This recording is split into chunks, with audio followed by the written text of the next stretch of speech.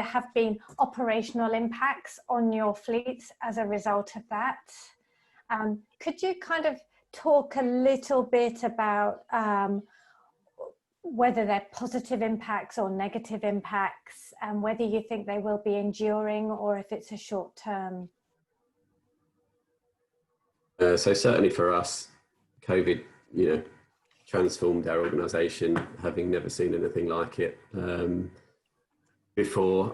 I'm still in awe of what we and other NHS services did. I guess for us, in the space of 3 weeks. I'm doing a little clap on my screen. Can you see that? Okay, I'll pause that on. We in the space of 3 weeks mobilised, I think it was about 150 extra ambulances that normally would take, sort of 6 to 9 months. In response, we recruited volunteers, fire brigade. We had the AA working for us, on the fleet side. It was just an incredible response. We started to consolidate our sites so that the logistics would be that much easier to get drugs and, medical equipment serviced and all sorts of things like that. So for us, it's kind of taken us on an accelerated journey to where we wanted to be anyway. For me, it's caused a bit of an issue in terms of a much larger fleet that's non-compliant with ULEZ. That's just, it had to be that was the only alternative option for us. That being said, we're going to see how this winter goes. It'll be our first COVID winter. And then we can review things in the spring, see how we performed, and then right-size the fleet according to that. But yeah, certainly in terms of the sites, the consolidating of our sites has given us a much probably greater opportunity in terms of the EVSE to accelerate our plans there. And so I think I mean we all know, and we all kind of literally sat at home and watched as COVID-19 unravelled, the enormous pressure that the health service was under, and how hard the ambulance service was working, and you responded to that challenge. And is it fair to say that it's kind of tested you? It's proven what you can do. And I think we certainly our momentum was increased sort of 2, 3, 4-fold during the crisis, and actually people are keeping that momentum up. They've proved to themselves that they can effect such dramatic changes in such a small amount of time.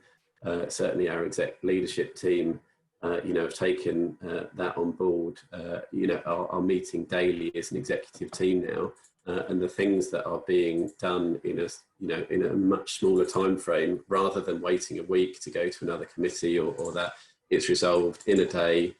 Decisions are made, more agilely, and you can see the change happening much more quickly. I think, like you, Kate, I just sort of hope that the decisions that are made, will all be sort of, the greener options, because it is quite easy to forget that. So, one of my jobs is to constantly beat that drum in the organisation. London Ambulance is definitely not at the beginning of the journey, and you mentioned in your introduction that you were developing your own zero emission ambulance, presumably out of frustration that no one else has done it for you.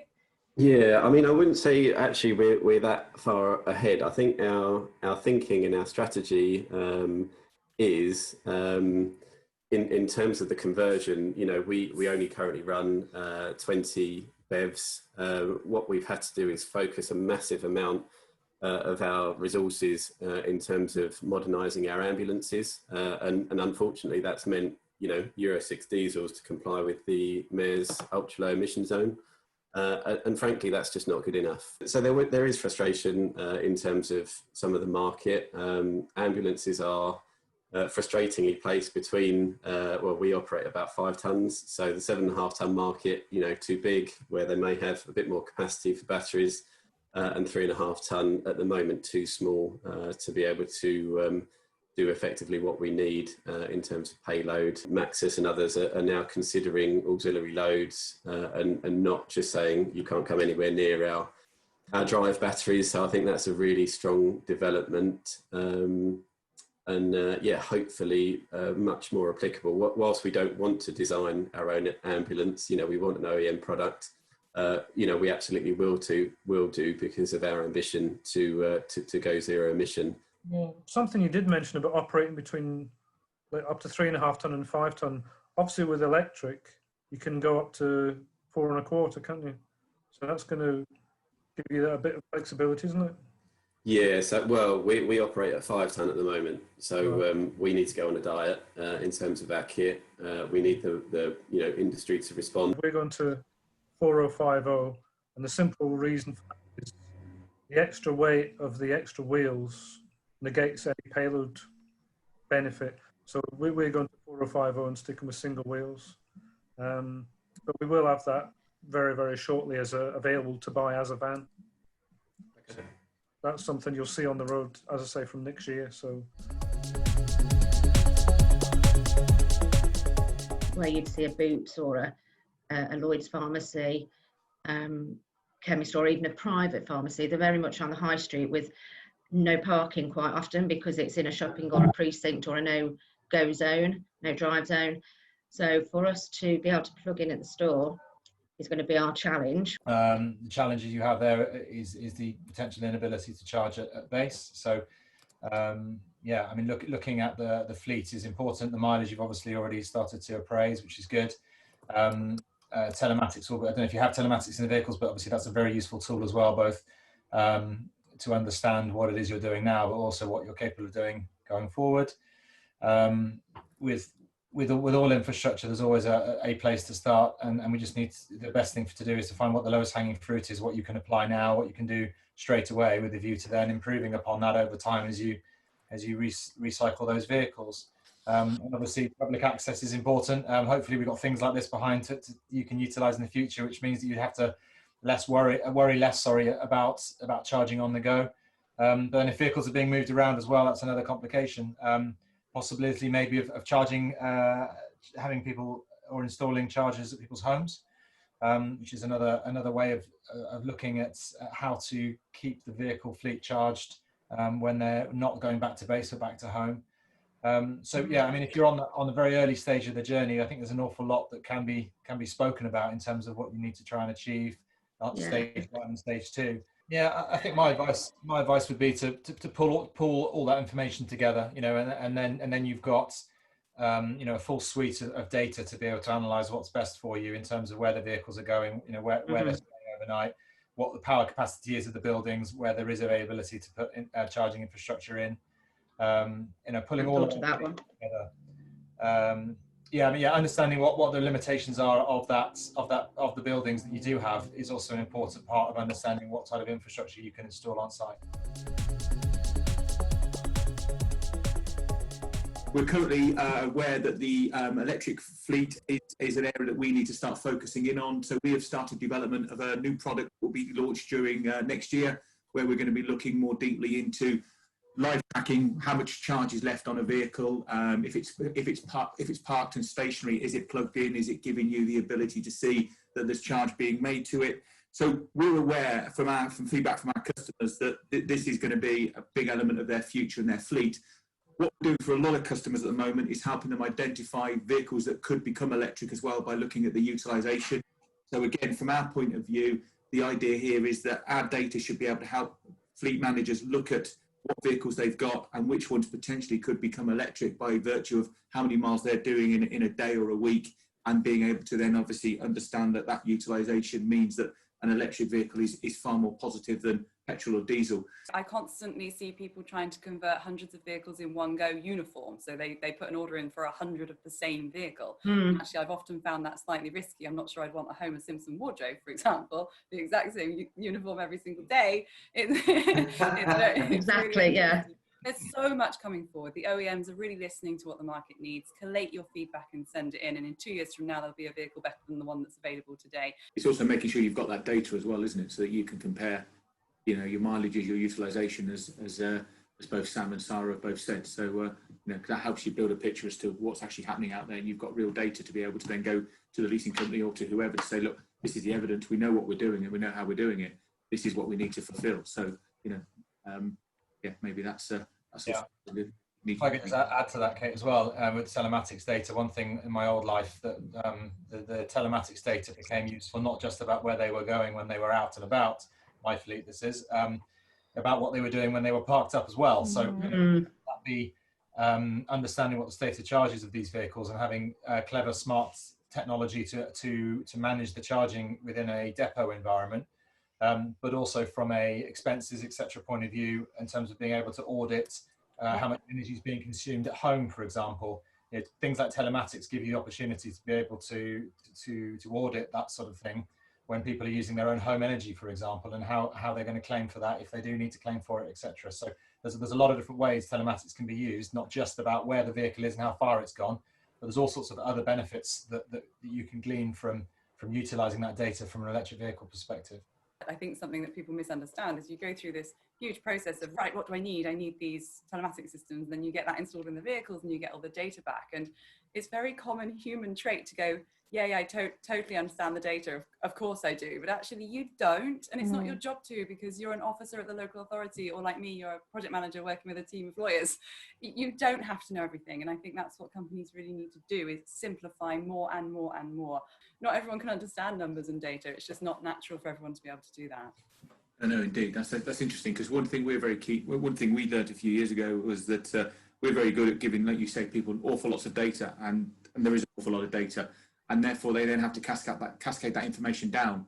But we kind of turned it around and said, well, actually, the most change will come from dealing with the driver or the operative, and we started to bring the driver in by giving them information around their own driving performances and their own driving behaviour, and they're the people that can make the change, and therefore then it means that change can happen at the end that matters, which is the driver. And it goes the same with electric. If you've got somebody that we can be warning them, look, your charge is getting low, you know, you need to do something about it, or you've plugged it in and you haven't plugged it in for it to be charged. Why not when there's a bit ability to do so? I think we need to try and get that message that this all shouldn't rest with a fleet manager. This should be able to be communicated around a number of people within the business. So it's vital that you say you get that information, and it's got to be, somebody's got to understand it and be able to do something with it. So, you know, we've always prided ourselves on the information being very simple to see and simple to understand. So we're now building electric forecourts around the UK, which will support infrastructure for the masses going forward. The site behind me now is our first flagship site in Braintree in Essex, whereby we'll have 36 chargers on every single site, 12 of which are very high powered, up to 350 kilowatts. Another 12 up to 90 kilowatts, and then a number of other branded chargers as well as AC solutions. So we're creating an infrastructure, large-scale infrastructure for every type of vehicle. So hopefully some of the people on this call will be using sites like ours in the future to rapidly charge things like ambulances, maybe. So it's certainly an infrastructure designed for every single type of vehicle at the highest speeds that vehicle can charge.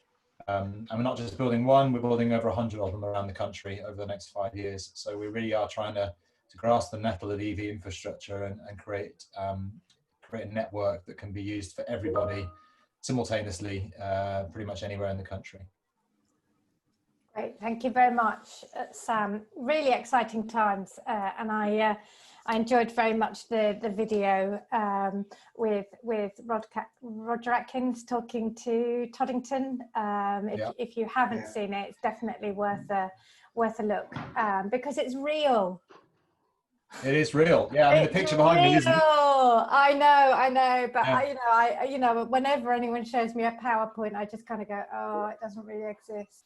But it is real. What is incredible is the picture behind me. It looks exactly like that in real life. I was there on Monday, and that's what's so cool about it. We're aware of the fact that whilst we're building very, very expensive units like the one behind me, commercial and home charging is going to be the main place to charge vehicles. So we're helping with that as well, if it's of interest. The guys are talking about access to charging points, etc. Something to look at is whether you want AC or DC charge and things like that.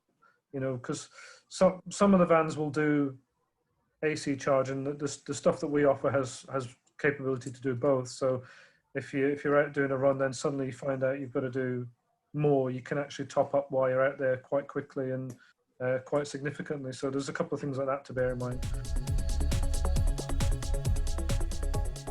But how do we feel about plug-in hybrids, and should they be included in the OLEV consultation with a view to banning them from 2035? And I guess, Sam, if you wanna lay your stall out, and then we'll see what everyone else's view is. Okay. Well, plug-in hybrids remain, unfortunately, have their place for the shorter term. I think for people like Chris, you know, it's something that you just have to have at the moment because of the limitations of the ambulance service and the things that you have to move around and carry, etc., and the risk factor associated to it. So I think from a commercial environment, plug-in hybrids have their place, but from the consumer environment, you know, I would see them banned tomorrow because there's electric vehicles which are perfectly capable of doing the same job. So the ban on petrol, diesel, and hybrids is coming in 2035. That might be brought forward to 2030 potentially. So they're on the way out. It's just a case of how long it takes for them to leave us. And the other element of plug-in hybrids that boils my blood is the concept of self-charging, which doesn't exist, and things like that certain manufacturers use to manipulate people's understanding of what a vehicle really is. It's not self-charging, it is self-charging, but it's using petrol to do it, and therefore it's a very misleading channel of advertising, which I hate. So when you combine things like self-charging nonsense into the mix, I would see plug-in hybrids disappear sooner rather than later, personally. I can agree. The cost is astronomical still. It's not like you're going to be in any better position for going for a self-charging hybrid or a plug-in hybrid. So, and we're still talking about 10 years away, even at the new case scenario of it being 2030. So I think that's actually plenty of time for us to get our heads around the situation that fossil fuels are bad for the environment. And actually, even when you start complaining, even the naysayers, even what we call the doubting Thomases, start saying, oh, electric vehicles are bad because of the battery production and the overall carbon element of creating that chassis. And everybody can prove until they're blue in the face that actually the numbers do weigh up in the end. So it's going to be a better case scenario for clean air no matter what. Now, my World EV Day pledge was to convert my in-laws to move away from their 15-year-old petrol because they live right in the city centre, but they do have a Victorian terrace house with no opportunity for on-street charging, and Bristol's yet to develop masses of charging around. I could not persuade them, and this is them, but do you know what they say? And this is the key. My next car will be full electric. So hybrids and plug-in hybrids are that very needed security blanket, stepping stone to will this work for me. And whilst COVID's around, people can't borrow electric cars, they can't do test drives in electric cars. So people want to shop. Nobody stopped shopping just because of COVID. So here comes the new fleet of vehicles, but we just have to be careful that people don't fear the electric. And I think that's why, Sam, I'm always worshipping the work that you're doing. That's why I'm always supporting as much electric vehicle rollout as I can with the infrastructure in mind. So build it and they will come. Because when people have an electric vehicle, even a medium range like mine, you can cope. You can still have your life as you wish to lead it, being full electric. Fleet is slightly different. We're talking about individuals purchasing here. So for wide scale fleet conversion, yes, please just go full electric and do leasing for your flexibility for that. It's just it's not efficient to be carrying around two drivetrains from a payload perspective, from a maintenance perspective, from an efficiency perspective. So if you need it for national resilience or particularly big mileage, I think they've got a place in the here and now.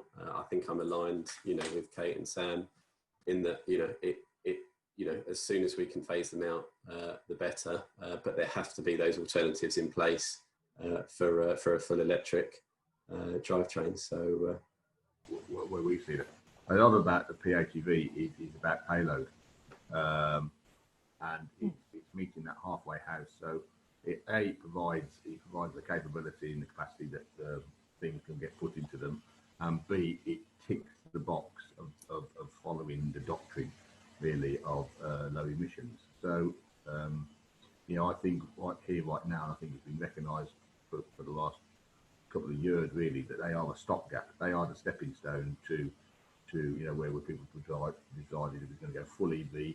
What people want is a lot more, is coming a lot quicker than perhaps a lot of people think, which is decent vehicles, decent payload, long range, easy to use, lower maintenance. It's coming very, very, very soon, and we already have some of the products on the ground now. So my argument would be, my sort of suggestion would be is, don't think it's 2 years, 4 years, 6 years away. If you need an electric vehicle solution from a commercial point of view, it can be found probably within the next sort of 6 to 12 months.